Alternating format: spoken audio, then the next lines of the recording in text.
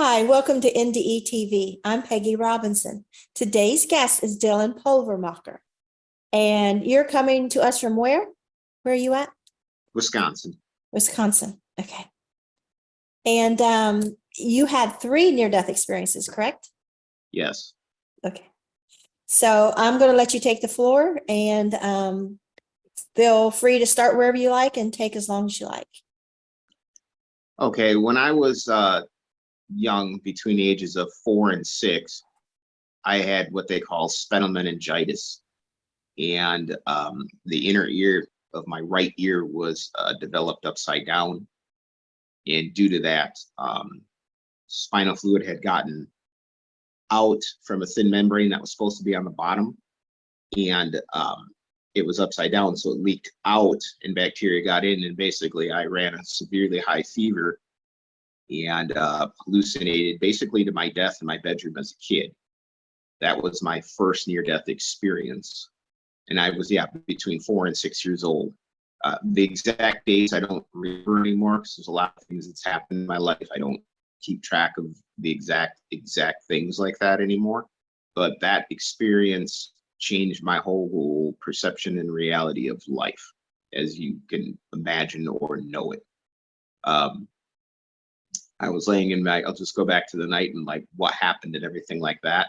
That evening, I woke up, I was not feeling well at all. I got sick. I kind of like rolled out of my bed. Everything around me was spinning. My whole body hurt.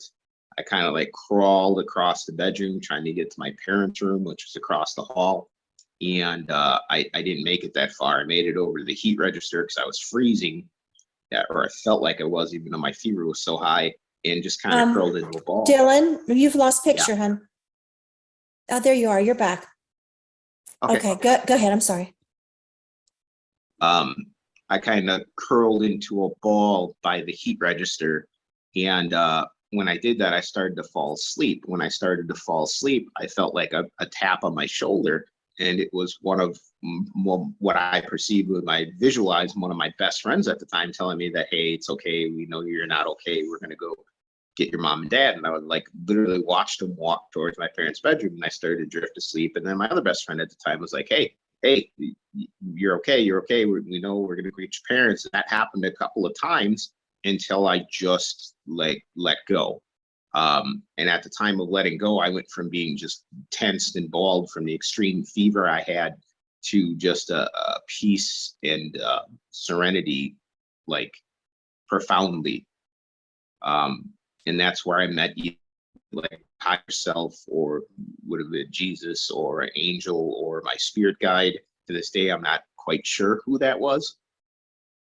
And in the feeling, the light, everyone that was there. To put it into words would limit what it really is. I mean, anything you say to put into a form limits what it is. And to experience that like that at such a young age, and being told that, you know, when I was there, I had to come back. I had something that I had to do, and that, you know, I had a purpose. I had to come back, and that I did. When I woke back up, I was in the hospital. I realized that my friends weren't at the house that night. I'm not sure how my parents ended up finding me, how they woke up to find me on the floor. I don't know any of those details. I don't really talk to my parents. I love them both very much, my mom and my stepfather, but I really don't talk to them now. And the few times I did try to talk to them about it, it just didn't go over well. It wasn't something that was very comfortable for my mom to speak of, or when I tried to tell her that I had like left my body, that I had passed on and came back, she didn't really want to hear that, or didn't think that happened. So your experience, your friends were there, but in reality they weren't. Is that correct? No, they weren't at the house. Yes, correct. They were not there. Were not. They were not. Okay, yeah, no, they were not there. That was something I either hallucinated, or they were you know, beings that I just perceived as my friends, because in the waking consciousness, some things that you can't, as I understand now that I'm older, that you might perceive a certain way with your mind and your eyes. You're just seeing them that way because that's how you can only perceive them that way. I mean, were they aliens, were they angelic beings, and they just chose those forms? Were my friends there on a conscious level somehow?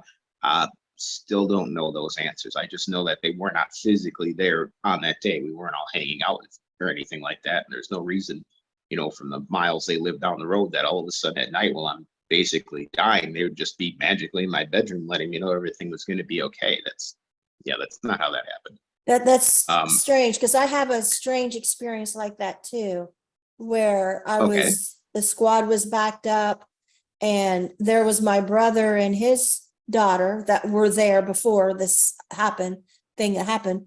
But I saw on the other side of the squad my son Jeremy and his wife Joanne, and like years later I mentioned that, you know, and I saw you guys there. And they said, Peggy, we weren't there. My daughter-in-law says, Peggy, we weren't there. I'm like, what? I saw you just looking at me so lovingly, both of them. She says, we weren't there. They were at the hospital waiting for the squad to bring me. So that's weird. I understand what you're saying. It plays a trick on the mind. Like, I don't get it. I saw them. Yeah. Yeah. And to this day, I don't know if it was just something else choosing, you know, my mind to see that, or something else choosing a form that knew would be comfortable to me. But when that happened, I woke up, had the surgeries done to correct what they had to correct so that wouldn't happen. And it happened twice. Then it just, from there on, like, the world wasn't the same. I had a lot of questions, and being, you know, born in 1980, I mean, there weren't a lot of people at the time. You know, it wasn't like now with the internet where you reach out to me or I can reach out to you and we can have this Zoom meeting. You know, we had card catalogs, and I was looking at green screen computers at that time. So there wasn't a lot of people to reach out to, and a lot of the people I did not receive what I had to say so warm and lovingly. Right. I was kind of outcasted for some of it. So for many years, I just kept quiet about it. Obviously, intimate partners or so forth like that, girlfriends knew some of it, but even that was too much for most of them. I mean, my wife now understands a lot of it, and I've shared some of it with her. But this is only my second time sharing any of this publicly, like out there for the world to see, view, judge, relate with, whatever it may be.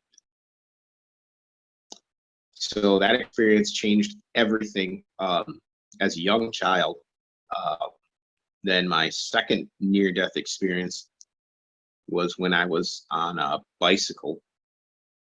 I didn't realize the bicycle had been damaged. My brother and his friend had used it, and he had supposedly got cut off by a car or something, brought the bike back, put up against a tree. Nobody told me anything was wrong with it.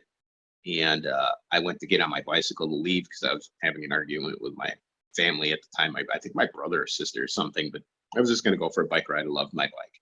And when I got on it, I looked down and realized the chain was messed up. The bike was not okay. And I don't know exactly what happened, but I got hit by a car.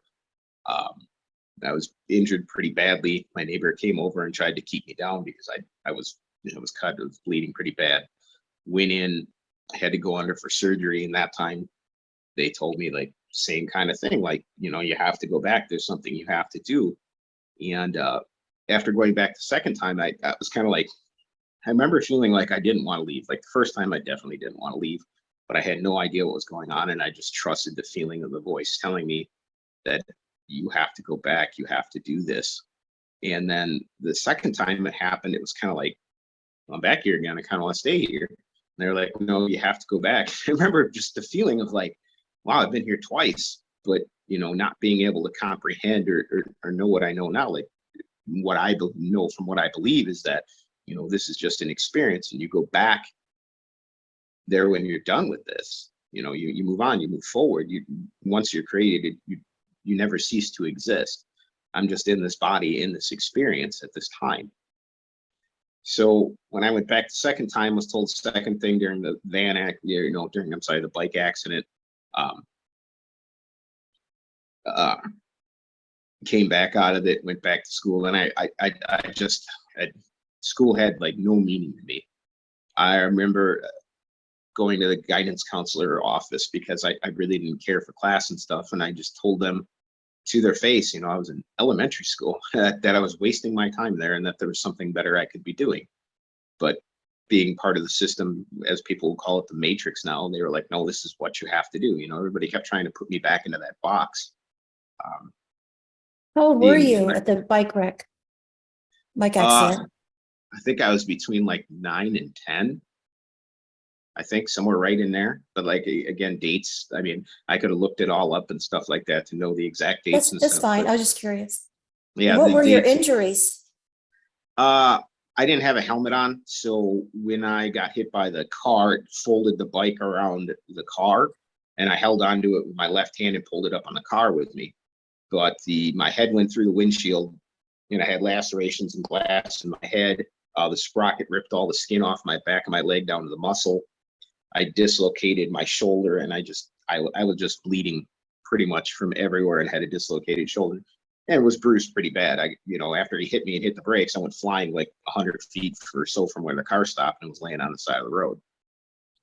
And that's when I tried getting up, and my neighbor came over and put me back to the ground and was trying to just keep me still because I didn't realize how severely I was injured. You didn't feel any pain? Did you just go to heaven or? No, I was just numb, and I was laying there and I was listening to her talk and stuff. It wasn't until I got to the hospital and they put me and I was getting close to the surgery that I kind of just was going in and out of consciousness. And that's when I went back up there again, whether it was like right at the time of surgery or right before that, because I kept coming in and out of consciousness because of how injured I was. And that's when I had the second experience where I was back there. You wanted to stay again the second time? Yeah, the second time I was definitely like, wow, I'm back here, because like for those that haven't experienced something like this or are trying to understand, it's like when as the best way I can describe it, like when you leave this physical form, everything of the thought mind / matrix, like your bills, your bicycle, your car, all those things don't really have a meaning other than the meaning you give them with the mind. And when the mind stops working and you leave the stress or the tension of the body and everything, and you're just there's no judgment, there's no hatred, there's no finger shaking, there's no expectation. You just are, and you just be. I really don't know how to say it other than that. And to have that kind of acceptance after feeling what I felt as a child every day and mentally perceiving things the way I did in the vibrationary field and household I grew up in, to have that just stop, like cease, like instantly, and it going from extreme, probably 50 to 75, 100 energy score to heavens of 600 plus. That's almost, I mean, there's no drug in the world. There's nothing that feeling. There's nothing. Meditation is good to slow the mind down and come slow and focused, but nothing felt like that. So yeah, the second time I didn't want to go back, but then again, I trusted the voice that said, the person that was talking to me, that no, you have to go back. You have something you need to do. Did it seem like the same place and person as the first time? Yes, it did. Okay. So the second time that I came back, and I was beat up and I had to go back to school, and I really didn't want to be in school after the second one. Like it had the whole structure of it. I was questioning as a young kid, like, why am I here? Why am I doing this? Like, what is the purpose of this? And it was hard. I couldn't relate with people. It was hard thinking about it, like just bringing back the feelings and memories of then. That was not an easy time. I was a very much considered outcast. I mean, I had friends and such, but I couldn't talk about half the things I had experienced, half the things I'd seen, half the things I'd seen as a child growing up. There was just not a greater awareness or acceptance as there is now, or at least maybe there was, but without the internet, it definitely wasn't like it is now. What do you mean? I'm sorry, what's that? What do you mean? You couldn't talk about half the stuff. What? Like as a kid, I could in the house I grew up in, it was an older farmhouse.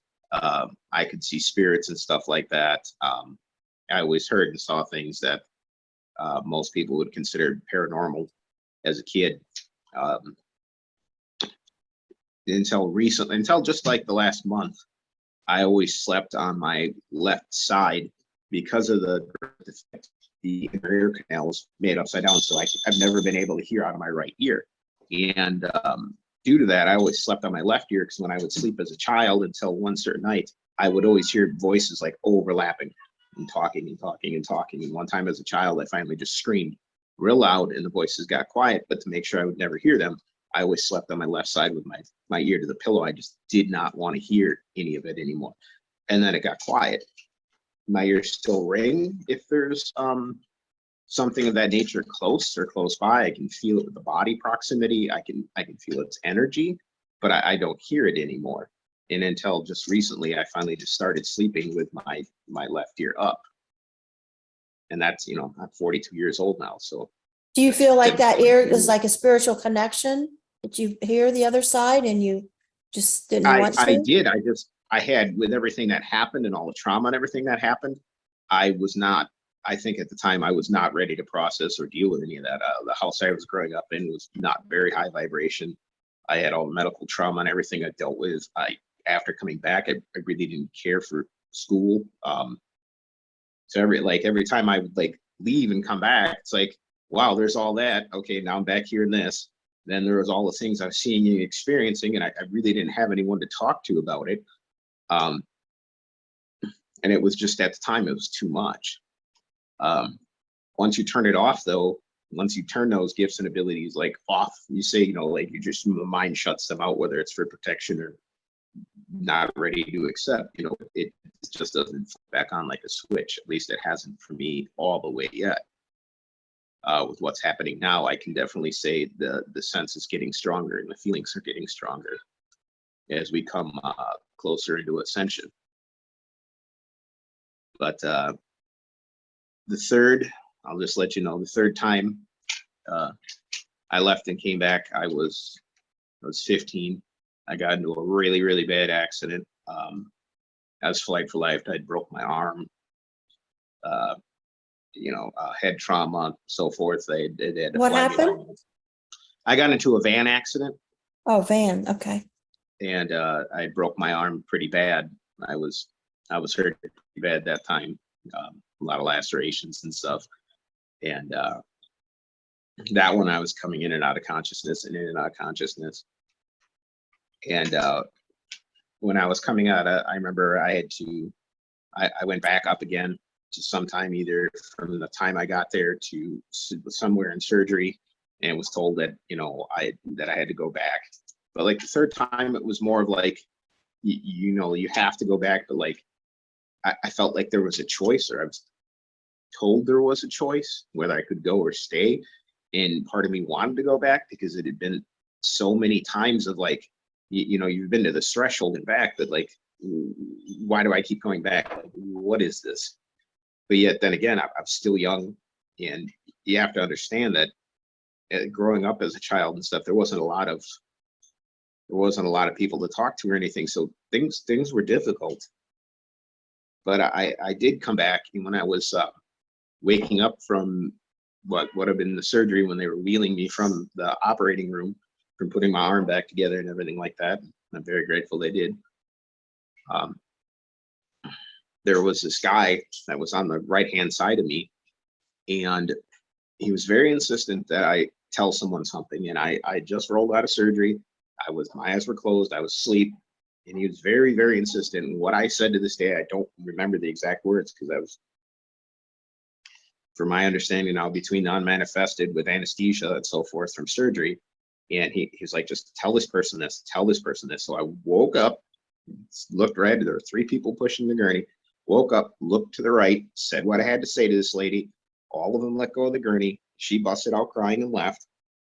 And then I passed back out and woke up in recovery later. And she ended up being my nurse after the third accident, and I had given her a message from her fiance who had passed away. Now, exactly what I had said to her, I don't recall at this point. But that was also my last, near-death experience, and that was before I was 16. And that also shaped my life, because after the third time back, the courses of my life and stuff had changed due to the accident, the severity of it, and the healing process and everything that happened afterwards. It's been interesting. It's been interesting, to say the least. You said after the first one, everything changed. What did you mean? Like you were having these psychic memories or things going on? For me, when I realized that there was something different other than what I was dealing with on a day-to-day basis, it's hard to say that, like, from what I understand now, and I'll just put it in the perspective of now, it's like, now I understand that, there's reincarnation and stuff, and this is what I believe. And when you come to this planet, your memory is wiped. This is what I've come to understand. Like, you don't remember past life. Some people, I guess, do, but I did not. So when you go there and come back, then you're aware that there's something else other than what you're fed on a daily basis. So being aware of that, and then being here, but not having anyone to talk about it and seeing everything differently, it was really different. It was like, okay, I was there, and now I'm back. And just like things didn't feel the same. Things were not the same. It's not the same. Like when you think, and I'll just speak from a personal point of view, when you think that, okay, this is it, I'm here, and I'm just walking along and doing my thing, not really aware of like self or spirituality or anything like that, and you're just ejected from this mental thought process to that and then back again. That was a lot at a young age. That was a lot. Was something said to you Does that make any sense? specifically? Was something said to you specifically on the other side that made you believe in reincarnation? Just to go there, I realized that there was something greater. Then when I got older and started reading and researching, that's when I learned our terminology, reincarnation and stuff. After all three of the events, and that's when I was like, oh, okay, then that makes more sense. But during that time, for that to happen, I knew there was something greater. There was something else, because of what I had experienced. A lot of people might not understand because they haven't experienced they haven't experienced such a thing in this lifetime, in this incarnation, so they would not understand, or they would think it's taboo, or they had some kind of experience and they choose to avoid it. So as soon as you bring it up, they shut you down or make fun of you, or they don't want to hear that. They're not ready for that. Does that make sense? Yeah. After my 5-year-old drowning, I felt like I knew stuff I wasn't supposed to. I was somewhere that I wasn't supposed to have been. And I felt like I had a choice now, where you didn't feel that before you died and know what the other side was like. So I don't know if that's what you're meaning or anything resembling that. Yeah. Yes. Yeah. Like to know that there's something greater than what I thought, there was, or what I was led to believe by the people around me that, were authority, parents, that there was something much greater than I could mentally comprehend. And once I felt it, it was very, very different. And it's hard too, like, because there was no internet and there was no near-death experience. And, I get that you're just alone with this. You don't know other people had it. You don't know there's a name for it. You don't know that's why you've changed. That's why you're different than everybody else. Yeah, and we are all part of one and the same of the great collective consciousness, as I've come to understand and believe. But at the time, I wasn't in a very high score energy vibration home. My parents did the best with what they had, bringing me up. I love them, and I'm grateful for all my experiences, even though a lot of them were very tough. because it brought me to where I am here today as the individual I am. So what experience, you don't mind me asking you a question, what experiences did you have that brought you to where you are to find me? Well, I had an ectopic pregnancy when I was 25. I died of internal bleeding. I went through the tunnel, was in the bright white light. There was outlines of people there. My eyes skimmed as if I had eyes. I was invisible, but I felt just like me. And there was one sitting up front and center, and I said, that has to be God. And I started chewing him out because I had 3 little boys at home I needed to raise. And so, went on from there. But then after that, I remembered the 5-year-old drowning one night. I was just sitting up the night, looking up the night stars, and all of a sudden the drowning come back to my memory. And I had remembered it right after it happened, but I forgot all about it. But it come back like there was this big movie screen in the sky, and it just like, it took over me. And when I was done, I was kind of like jolted, like, did I drown when I was little? So I went and asked my mom. She says, yeah, you did. She didn't want my dad to find out. It had been kept a secret because he would have blamed her because her firstborn child died and the family had blamed her. But I could tell her who was there, what they were doing, because I was hovering over the pond.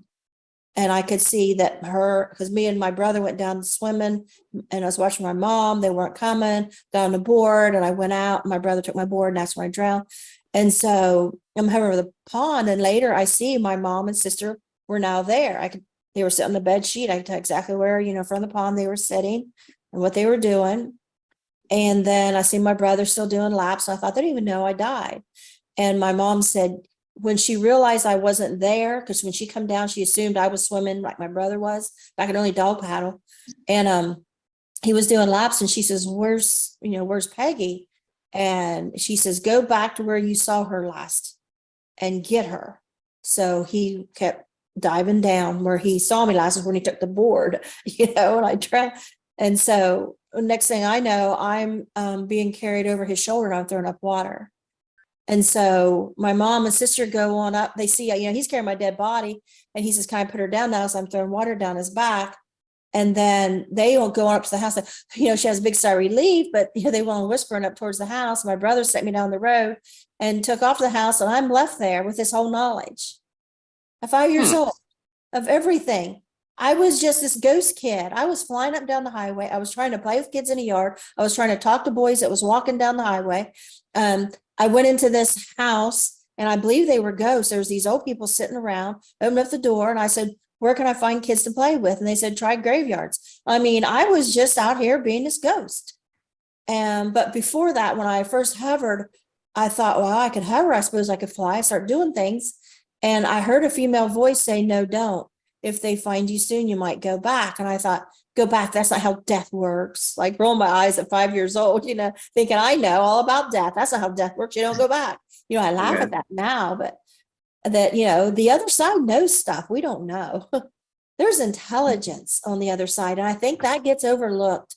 A lot of people focus on the stories and stuff, but I think what they're not getting is this intelligent realm that is there to show us what we need to see and nothing that we don't need to know. And it's, different for everybody. It's like designed for us each. Like you saw your friends there, in your first one, they weren't there. And I had this little experience with my son, daughter-in-law. And so that makes me wonder now, as I'm sitting here, since you had experience like that too, I'm wondering how much is created in our experiences that's not real, but as a teaching tool or a comforting tool, because that brought me comfort seeing them there. That brought you comfort seeing them there. And it's almost like there's this white space. You talk about the white light. It's almost like it's white because I think of a coloring book.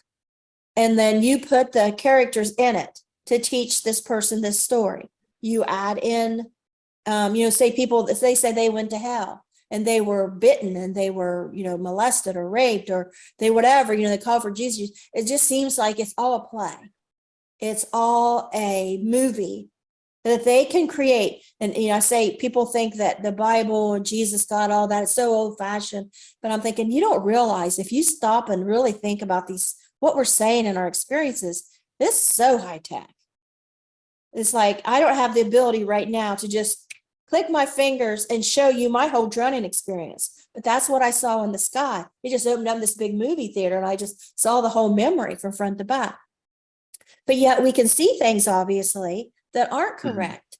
Like in my second NDE, I asked, I was begging to go back. And so I said, okay, I agree to stay if my children be better off without me for whatever reason. But if not, I beg to return. So then I see this person, like it's all white light and outlines, but then I see a like actual real person from behind. And I believe that's Jesus. There was brown, wavy, curly hair. Like, we think of Jesus, this thin person standing there just from behind. And I just come up and join him in a physical body. And we dip down just like that, river top our trailer. And I see into the future. That's really confused me. How did I see in the future? If I had died and not returned, I saw how upset my kids would be. And my middle son, Jeremy, said to his older son, Matthew, I don't care that you say mom is dead. I want her back, and I want her back right now. And I felt his pain so bad, I retracted, and I'm back in the white light. And I'm in front of God, Jesus now, and I'm on the floor, and I'm just sobbing. I'm in this puddle of tears, And I say, who else will teach them about you? And then I'm back in the wheelchair. And so I just think sometimes, that they just create almost like they could put us in a movie, say this person is an alcoholic, and we're going to put him in this movie with these characters, with this scenario. And at the end of it, he's going to cry out to Jesus and no longer be an alcoholic and come on this podcast and tell everybody's story. I mean, it just seems that, I don't want to say manipulated, but it almost seems, like miracles sometimes, that we're given exactly what we need and in a way that our minds can wrap around it. Does that make sense? Yeah, it does. Thank you for sharing. It's really hard, as you know, to put into words and to try to understand, to come to conclusions, because, I want to come to the truthful conclusion. I don't want to add stuff that don't need to be in there and confuse myself. But at the same time, I can't help but try and put pieces together. Like I hear you say, you saw somebody too. And I think, okay, what's that mean? What's that mean that he saw somebody too? Because mine, when I saw somebody, at the back of the squad, it wasn't a near-death experience. It was, I had taken a slight overdose because I was on Ambien and I was confused. And my brother and his daughter found me and they was yelling at me. And I had taken a nap and I was all refreshed and had my mind about me. So I thought, I'm going back to my van. I had to walk back to get my van. And my brother chased me. And so I ran from him because I don't like my brother. And he told everybody he hit me and knocked me out because I was going to run out on the highway and kill myself. I was not going to run on the highway. I was just running from him. But anyway, he knocked me out. And so when I come to, I had wet myself. My pants was soaked and the squad was backed up. And the emergency squad guy looked like Michael Landon. He's so gorgeous and so kind. And he was talking to me. And that's when I saw my brother and his daughter on one side. It was like good and evil, like they were evil. And then my son and his beautiful wife, like that was the good. And they were just smiling at me. And I felt so much comfort. And I'm like, but they weren't there, And then a week later, I started having all this neck pain. And I said, why is my neck hurt? I feel like somebody beat me up. And my youngest son said, yeah, that's where your brother had to beat you up. I had no memory. He had to knock you out to keep him running the highway. I was like, I was going to run the highway. I didn't know he hit me. I had no idea how I went from so relaxed waking up to I had wet myself. I was confused. And apparently I hallucinated seeing them. When I got to the hospital, they said you hardly had any medication in you. It was because of the Ambien that this even happened.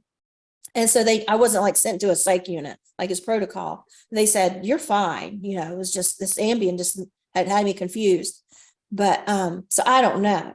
But with you, you were just sick. You weren't on any medication that would cause you to hallucinate. Mm-hmm. Yeah. Wow. Thanks for sharing all that. Thank you. So I don't have any answers. I just got a lot of questions. Okay. And I had a guest on the other day. His brother was killed when he was hit by a car. And so it made me think about, I'll send this to him. Maybe he'll find some comfort knowing that how you felt when you were hit by a car, that you wanted to stay there, that you were in this peace and bliss. And because, 50 years he's had torment of seeing his brother being hit by a car, his eyes being open, him not responding. He died a couple days later in the hospital, and so he's just faced with the physical, and he can't see, like with you, hit by a car, like what you experienced. And I was hit by a car when I was little, and I don't remember anything other than I remember right before I was hit, what I was doing was making a sand castle. My brother said, "Here comes a car." I said, "You just want to steal my sand." And I ignored him, and he's jumping up. "No, I'm serious. I'm serious. Here comes a car." And he's backing up. I'm like, you just want to take my sand. Bam. And so next thing I know, I'm on a gurney, and there's squad guys just pushing me real fast into the hospital. And my grandma's there yelling at him to hurry up. That's all. I don't remember anything else. You don't remember like any kind of NDE or anything whatsoever. It's just time stopped and started again. So, but to just, I think for him to know that you are happy on the other side, Oh yeah. And like now that I'm older, I guess I'd go a little into more of my understanding, like you were saying that, like these things play out for you what you need. And one of the things I've come to know at this point is every truth is but a half truth. And the reason why that's said is because depending on the paradigm, the looking glass you're looking through at that point in time, that is your truth. Whatever level of energy, where you vibrate at, how you see or perceive things, that is your truth. And as you come up in the paradigms and the energy scale, that truth becomes another truth. So like say when I was 4 to 6, I died. But now that I'm 42, I realize that no, you never die. You move forward. Your spirit never dies. The body, that you're, using in this experience may expire. Or, at the time, I might have thought that everything was ghosts, but now that I've done more research and stuff, I realize that there's, different kinds of beings and stuff throughout the galaxy. That's what I believe. Other people may not. So all truths are but half truths, depending on what you understand. And as far as going, like dying and stuff like that, the other thing that I've come to take comfort in is like knowing that you make some decisions before you come here prior, like almost like a life contract, as I've heard people say, to have those experiences. So, some people are like, "Oh, why did that happen to that person? That's horrible." Well, it might have been in their life contract to experience such a thing. Yeah. And see, and I don't know if that's true. I don't know if those life contracts is true. I don't know if reincarnation is true. I don't know if everything is predetermined. Like you said, everything's like half truths because we just we don't see the whole picture.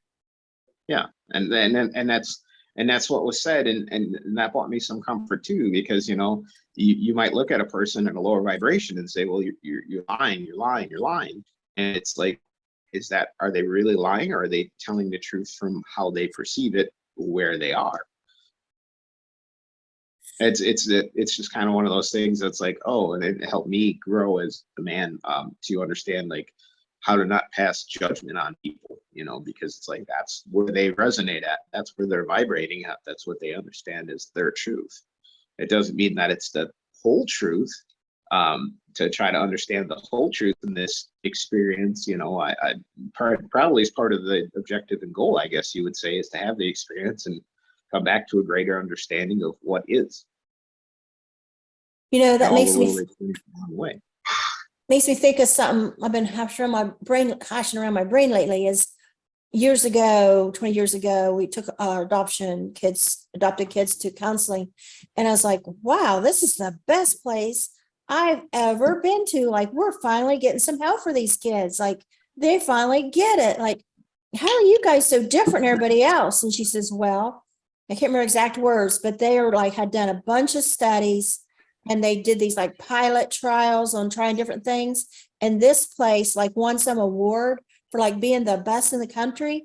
And what their philosophy was different than everybody else is, they believe everybody. They believe everybody that comes in and what they're saying. I thought, can you imagine going in and actually being believed? Because, you feel like if anybody's ever been to counseling or maybe interviewed by cops or caseworkers, whatever, they're like, yeah, right. They're coming up with all these assumptions. They're creating these stories in their mind that's not true at all, because they think they know everything. They think they got you all figured out as soon as you walk in the room. But what they were doing is they were believing everybody. And I thought and we got so much hope there. Like, we got down to the true facts of problems instead of somebody sitting there looking down their nose thinking they know, and they didn't have a clue because they weren't listening. Oh. A lot of power in listening. Yeah. A lot. Yeah. And you said something I didn't quite understand. I don't know if I heard you right. Something about you thought everybody was ghosts. Oh, as far as like when I was younger, what I would see and stuff walking around. Yeah, at the time, I just thought they were ghosts, because as a kid, that was my, my truth at the time, that they were ghosts. And came to find out after talking to my siblings, like both my sisters, I still haven't talked to my brother about it, but after talking to both of my sisters, that they had a lot of the same experiences I did in the home as a kid with spirits and whatnot, like the lady that would constantly fall down the stairs into the basement. That we'd hear somebody falling down the stairs. And as a kid, there was no stairs, there was a pantry. Well, it turns out there was a staircase there. And when my parents bought the house, they took the staircase out there because there were two going into the basement.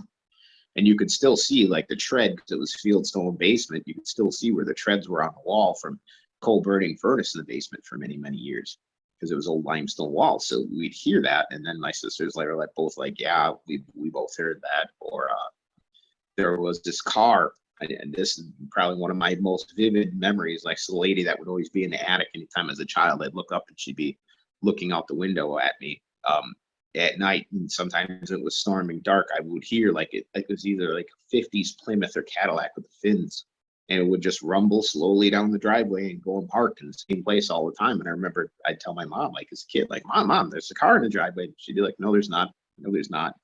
But seeing those things and hearing those things as a kid, on top of the other experiences I had. And I never talked to my sisters about it until, only a few years ago, where I finally sat down and I talked to my sister, my oldest, second next to me. And she was like, wow, she had some of the same experiences, and they both knew about the car. They both knew about the lady in the attic. They both knew about the lady going down the stairs. And then we had, other experiences of things we heard, but we had never sat down as kids and all been like, hey, this is what's going on, So they were all very individual, but I know it brought me some peace to know, like, I wasn't the only one that saw or heard those things. And they both had too. I'm guessing my brother might have as well. I never sat down and talked to him about it. Maybe someday me and him will meet up again and have that conversation, have that cup of coffee, as you will. But yeah, and were they ghosts? Were they higher sentient beings? Were they just, spirit representation here? Were they stuck in between planes? I don't understand. I don't have the book to open up right now and tell you how all that works. I don't. I know there's something greater than us. I've definitely experienced that in some kind of form of afterlife, but I don't have all the direction manual on this is how it works when things go sideways or you perceive them as to. It makes me wonder if, especially maybe us as children, near-death experiencers, if spirits don't realize, they can see some of us, they can hear, they're picking up. And if they don't kind of all come around, it's like, well, you see me too? You hear me too? Like, I don't know. It just makes me wonder. I had one experience after my drowning, as I was laying down for a nap and the other kids were in school. So I was the youngest of 5. My mom was in the kitchen cooking. I found out when I got up. I woke up from a nap and there was 3 people standing right along my bed. If you picture 3 people standing down looking at somebody in a coffin, that's what it made me feel like. That's that mourning look and serious. And they just stood there all straight together looking down at me. And I'm thinking, I'm not like some old person in a casket. Why are you looking at me like I'm dead? And I'm thinking, I don't know these people. And they were dressed like, I guess, American Gothic. The man was in the middle, tall, thin, bib overalls, faded with a old dress shirt. The 2 women on each side both had their hair pulled back and long dress, long apron, like one's older, one's younger. And so it was kind of like son, mother, and daughter. But like, I'm not your family. Like, why are you looking at me like this? And so I was creeped out and I closed my eyes and say, go away, go away. I'm not going to lie to you, you're gone. I peek and it's still there. And then finally, they were gone. So I got up and asked my mom in the kitchen. I said, who are those people in my bedroom? She was like, nobody's here. I'm like, there's somebody in my bedroom. We lived out in the country. And it's not like those people in town would just walk in and stare at this child in bed. And so I was really curious. I got to find out who these people were.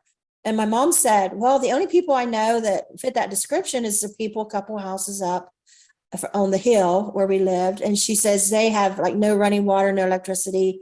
And she said, but I think they moved. So my sister home from school, I bugged her and made her go with me to the house. And it was empty. And we walked in and there was a water spigot right in the middle of the floor. And like you pump water.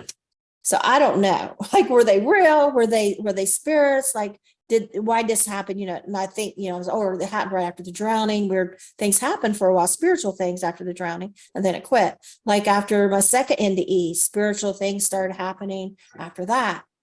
And then I was just kind of left with this psychic thing, like this is knowing that I didn't contribute to the NDE, for decades. But, to me, I think that has to be the only explanation, how I just couldn't know things when somebody needed help or what was going on. Or I started, when I ran in and saved somebody's life at a house, I didn't know who they were, and just weird things. So, yeah, it opens us up, I think, to the other side, to maybe spirits, to maybe knowings, any telepathic stuff going on out there, and it's like wavelengths or something, like it's in the air. Like I'll tell my husband sometimes, it's in the air, like something's about to happen. It's in the air. And I don't know. I just got questions. I don't have any answers. But you give me a lot to think about. I'm glad. I'm glad we had this chat. Glad you reached out. Just having a child in the ear, multiple in the ear, that you feel different in school. I just relate to all those things. So was there anything else you'd like to add? At this time, no, I'm just really grateful for the experience. I'm grateful for the talk. I have some other things I have to unfortunately get to today. Okay. All right. But thank you. Thank you so much for sharing and your part and perspective too. It was good to hear, and hopefully we'll talk again in the future. Okay. Good luck. All right. Bye-bye. All right.